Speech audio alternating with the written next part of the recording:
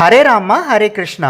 ராமாயணத்தில் ஹனுமன் யாரு அப்படின்றது தான் இந்த வீடியோவில் பார்க்க போகிறோம். ஹனுமன் வேற யாரும் இல்லைங்க, அஞ்சனைக்கும் கேசரிக்கும் பிறந்தவர் தான் ஹனுமன். அஞ்சனையும் கேசரியும் குரங்கு இனத்தை சேர்ந்தவங்கன்றதுனால ஹனுமன் குரங்கா தான் பிறக்கிறாரு. கருடர் கையில் இருக்கிற அமிர்த பாயாசம் தான் அஞ்சனா தேவி கைக்கு கிடைச்சு அந்த பாயாசத்தை அஞ்சனா தேவி பருகுனதுனால தான் ஹனுமன் பிறக்கிறாரு.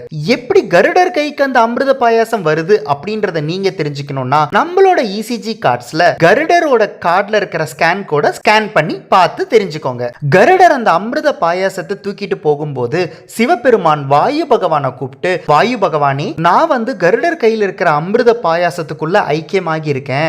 அந்த அமிர்த பாயாசம் யார் கையிலாவது கிடைச்சாதான் அவங்க அதை பருகி அவங்களுக்கு நான் குழந்தையா பிறந்து நான் ராமருக்கு தொண்டு செய்ய முடியும். அதனால எப்படியாவது கருடர் கையில் இருக்கிற அமிர்த பாயாசத்தை கீழே விழுற மாதிரி நீங்க தான் செய்யணும் அப்படின்னு சொல்றாரு.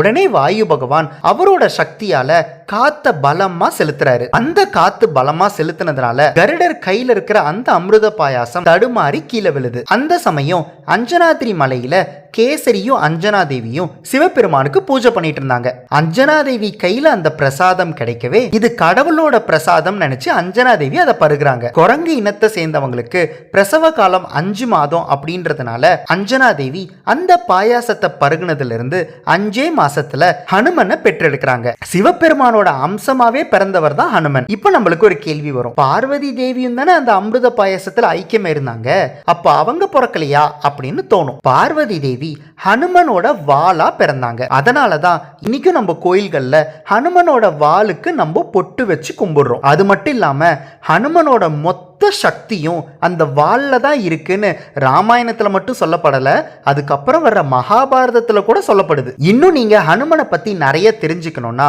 கண்டிப்பா இந்த டிஸ்கிரிப்ஷன்ல இருக்கிற லிங்க்ஸை பாருங்க. நம்மளோட இசிஜி கார்ட்ஸ்ல ஹனுமனுக்கு ஏன் பாசிட்டிவ் சிம்பிள் கொடுத்துருக்கோம் அப்படின்ற கேள்விக்கே இடமில்லை. நம்ம தினமும் வேண்ட ஹனுமனுக்கு பாசிட்டிவ் சிம்பிள் கொடுக்காம வேற என்ன கொடுக்கிறது? ஹரே ராமா ஹரே கிருஷ்ணா.